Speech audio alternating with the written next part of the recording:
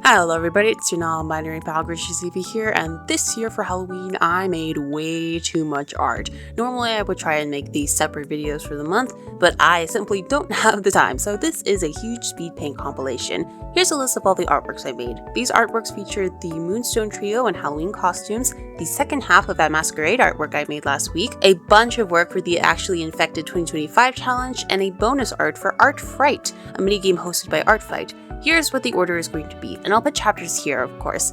Now let's get started with artwork number 1. This was the second artwork I sketched for last week's prompt, which was for OC-tober. If you want to see the first artwork I made for that, you can go watch the video I made last week. This one featured Lai and Karl, something I don't think I mentioned. I wanted both of these to have an angel and demon theme, so for here I drew Karl with angel wings and Lai with demon horns and a tail, which I often do. Drawing their pose was pretty hard at first, but I got it worked out eventually. For their outfits, Lai's isn't necessarily super fancy, but it's definitely something he would wear for something like this, and Karl has a fancy tux look. I have a harder time with mask designs, hence why I like to draw and design femme guys and androgynous NBs a lot, but Kath is supposed to be masculine, so here we are. For the line art, I did the same things I did for the other drawings, including giving them frame-styled masks. For some reason though, the mask kept blending in with the rest of their values, so I had to use Clip Studio's outline feature to create any contrast. I still don't know why this was the case here and not the last one, but oh well. Adding in the colors was easy, although I don't really like how the transparency on Karl's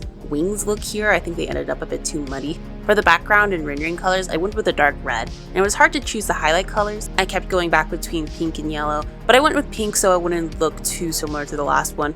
Rendering and painting everything went about the same way as last time. I had to remember to paint in some blood at some point in Lai's mouth, Kath's neck, and in Lai's glass. I don't know why, but I really like drawing vampires with wine glasses. I tend to always do that. Although I don't like how this one turned out quite as much as the other one, I still think it's pretty good.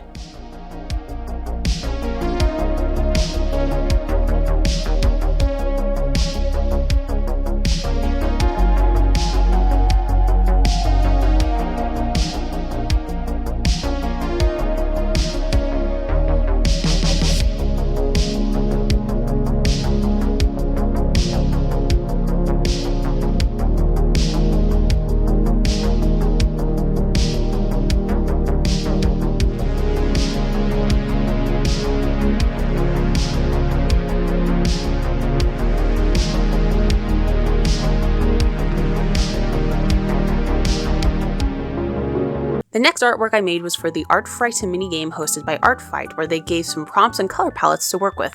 I decided to make something based on the prompts Nightfall, Lantern, and Autumn Festival and used this color palette.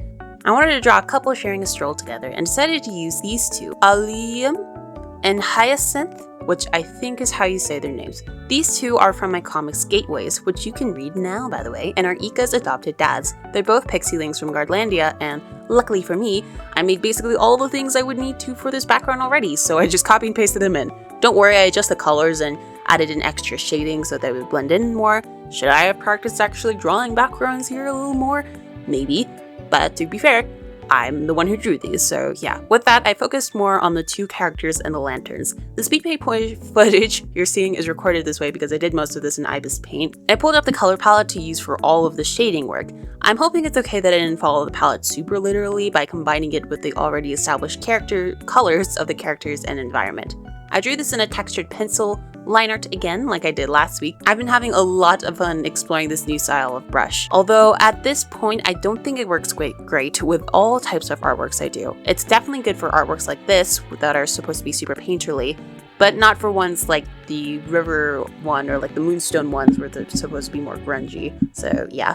Like I said, these two are characters from my comic Gateways, and although they aren't main characters at all, in fact they basically only appear in the first couple of chapters for this arc, I did want to give them proper designs along with their own distinct personalities. Alium is more strict, cautious, and reserved, and Hyacinth is more outgoing and relaxed. It was fun trying to convey those things with how little page time they'll be getting, and now I've been able to draw them in an illustration, which is great. Now for the first of the Moonstone Trio, River. For these guys, I gave them a different costume with a different weapon, and for River, I made them a witch with a scythe. While sketching them out and doing the liner, they ended up having a pretty simple costume, and the hat was much easier to draw than any of my other attempts, probably because of Wisteria in that comic I drew a couple weeks ago. I wanted the drawing to feel extra grungy, so I kept the line art super thick and messy. Towards the end, I upped it even more by using one of my brushes I use for comic speed lines to create a hatching effect. Why didn't I just do my normal hatching line art? I don't know, I think I was tired. For the colors, I mainly went with purple and pink, both in their design and in the background. I kept that super simple and mainly added a bunch of textures, again for the grungy look, and a big glowing circle. And of course I used that to reference for the shading. All three of these ended up being night themed, so I worked a bit longer in the background here so that I could use it for the others, but I would have to end up adjusting it quite a bit when I do that, and I'll talk about why later. Still, I'm glad I did that, made it a little easy. And yeah, like I said, all of these are night themes, so I drew in a bunch of moons and stuff here, and yeah, overall, this one doesn't have like too much differences from River's canon look too much, because they are a witch, and witches tend to be a bit more humanoid, so yeah, that was it for this one.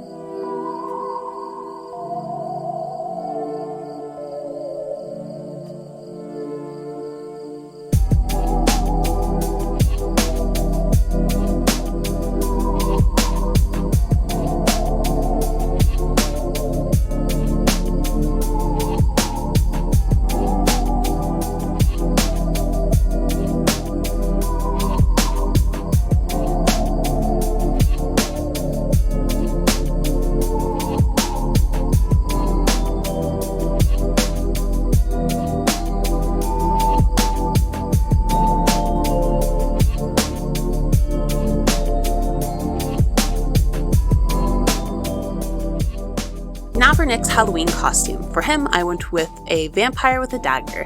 I didn't really like the pose I made in this sketch, so I actually completely redrew his arm in the line art, and I definitely like the vibe more with the change. I also adjusted his design a bit as well. I did the line art the same way I did River's and used the background with the colors changed to reds. When I pasted it in, I noticed how the circle didn't really line up with Nick right, and some of the textures had a weird cutoff, so I had to fix those. The colors I picked for him ended up being my favorite part of this, with his hair getting more red along with pure white streaks, mostly black and white clothes, and edgelord red and black eyes. Gotta love the edgelord black scleras and red eyes, love it. The rendering for this went well, nothing too out of the ordinary, but I do end up really loving this artwork. I loved this so much that it led to something great. Nick's redesign. Don't worry, I didn't end up changing his civilian design at all, other than his face a little bit because I wanted it to look a little older, but I finally found a good design for his transformed look. I don't know why I didn't think of this sooner, but making him basically a vampire makes so much sense for Bloodstone. I put in a lot from his artwork, but I did make his coat not transparent and his hair streaks a slight pale green to at least try and get in some green in this. This also led to me changing the gemstone system a bit, with each one giving abilities and an appearance of a mystical creature, which helps a lot because I felt like the last magic system was pretty chaotic and disconnected, but with this, each gem wielder can still have multiple powers, but they'll be more connected to a magical creature rather than just being kind of random. Nick's new powers is that he can create weapons and tools from his own blood and heals others' wounds with it. He can also camouflage himself in his environment, and he can drink blood if he feels like he needs more of his own. All his wounds and blood loss reverts when he takes off the bloodstone, but he still remembers it.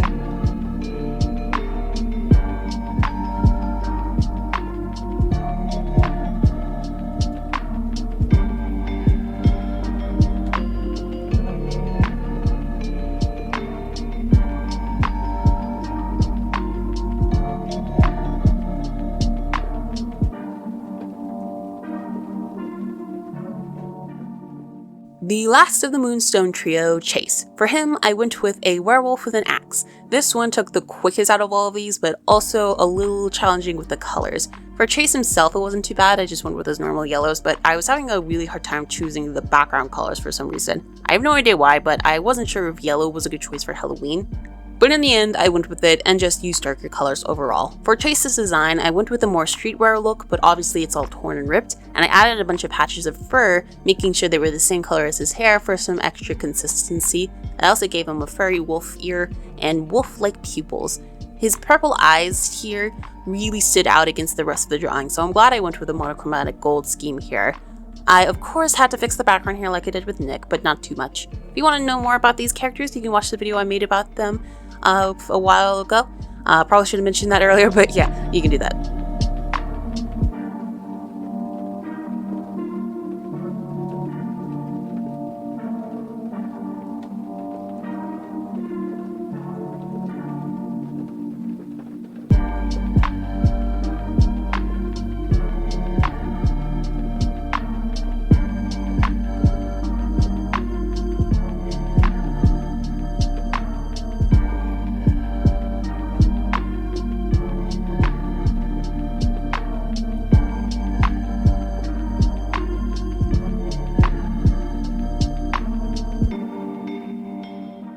Now this section is going to be a mini sketchbook tour with the art I made for the Actually Infected challenge by Actually Ray. Alright, so a little bit of a mini sketchbook tour here because I did a majority of these, except for one which I already talked about and we'll talk about later, in my sketchbook traditionally. So yeah, so first of all I did quite a bit of planning for this, and I'll go ahead and show that.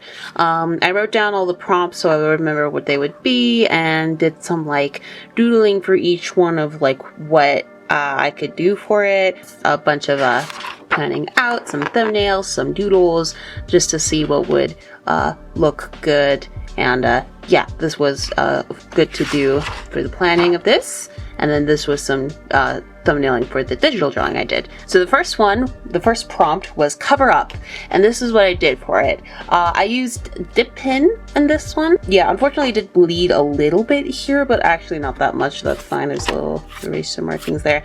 And if you're curious what these are, oh no, pretend that didn't happen. If you're curious what these are dried flower petals. I don't know if they look like that, but that's what they are supposed to be. I had some like flowers that were starting to wilt, so I decided to freeze them and then press them in here. I kind of cut up the petals a bit so that they would lay flat. I think it looks good. I don't know if it comes across as flower petals, but I like the effect. So yeah. This was fun to do. I like the line work. This one was pretty easy because it was just line work.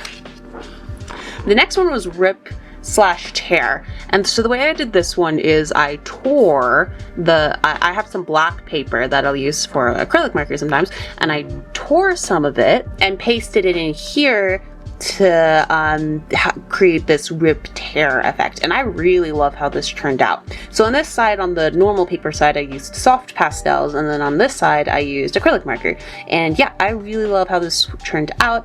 I used Bly, of course, kind of showing off his top surgery scars, which I also kind of tried to make look like rip/tear, sort of like this vibe here. But yeah, it looks really cool. I like how it looks a lot. Oh, I also used a bit of charcoal here. It was a combination of soft pastels and charcoals on this side. But yeah, I really like how this turned out overall. And then I also drew lie again on this one. This one was out the lines.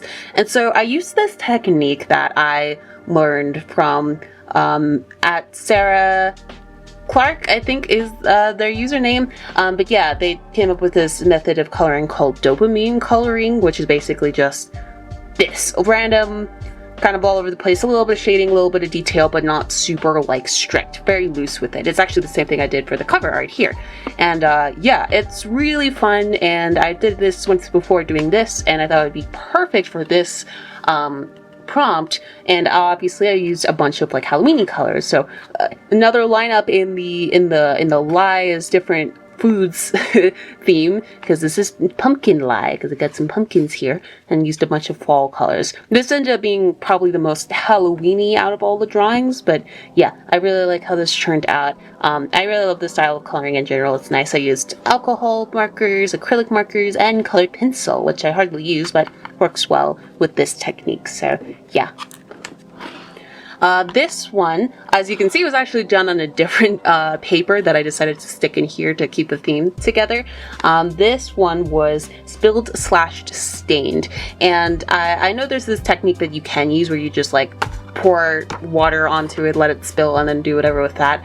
But I was a little nervous to do that, so what I did instead was I did a little spritz kind of randomly, and then like filled it in with a base color. And did it that way, and then colored in the rest with black and white. This is Shiro, by the way. I decided recently that it'd be cool if Shiro was trans, so I did that and drew his top surgery scars there, and with the pink and blue palette. I posted this short just recently at the time of me recording this, and it randomly just got a whole bunch of views, which is funny.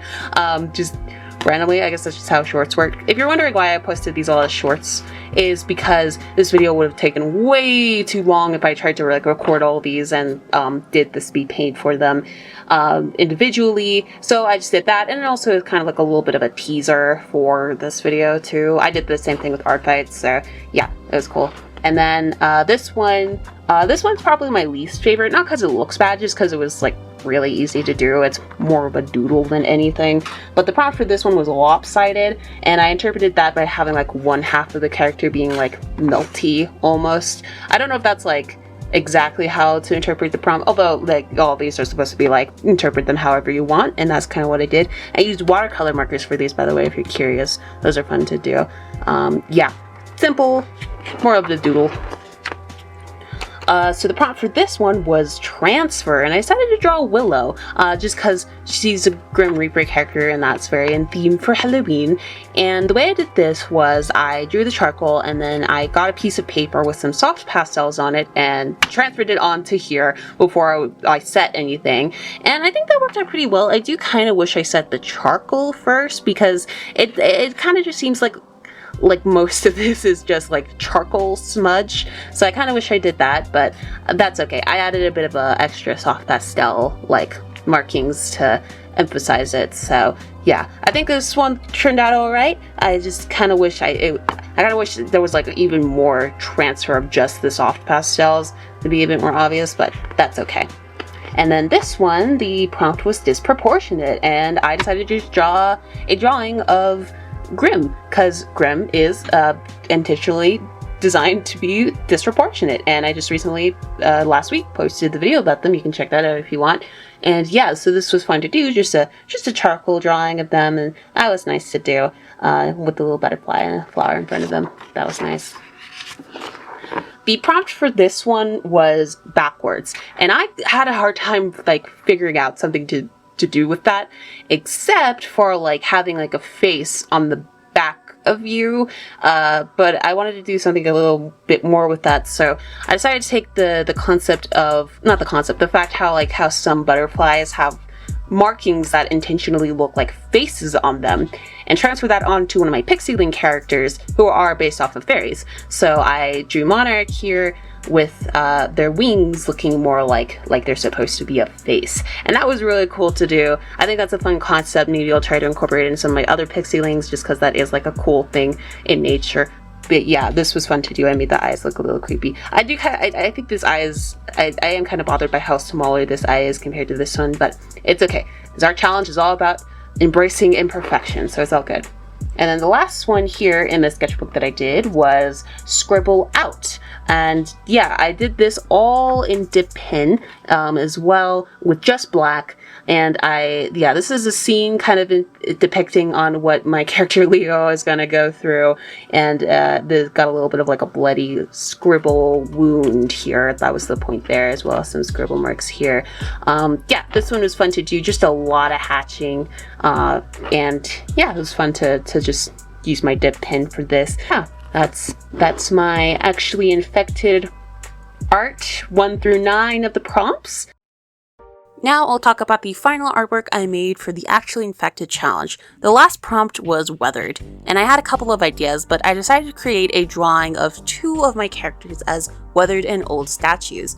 These characters being Aries and Taurus. I had just talked about them last week, and the 2 of them are very important for gateways, so I thought this would be fitting. I once again used a pencil brush for the line art, which was definitely a good choice here. I made their outfits super simple and drew in a bunch of cracks. One thing I really wanted to keep in mind was how these are statues made of stone, so normal things I kept in mind when rendering and drawing people wouldn't apply to solid objects as much. I kept the colors super simple, just a gradient of gray going lighter towards the top to imply some sun damage. For the background, I had colored in the sketch with a super red toned sunset, which I decided to stick with.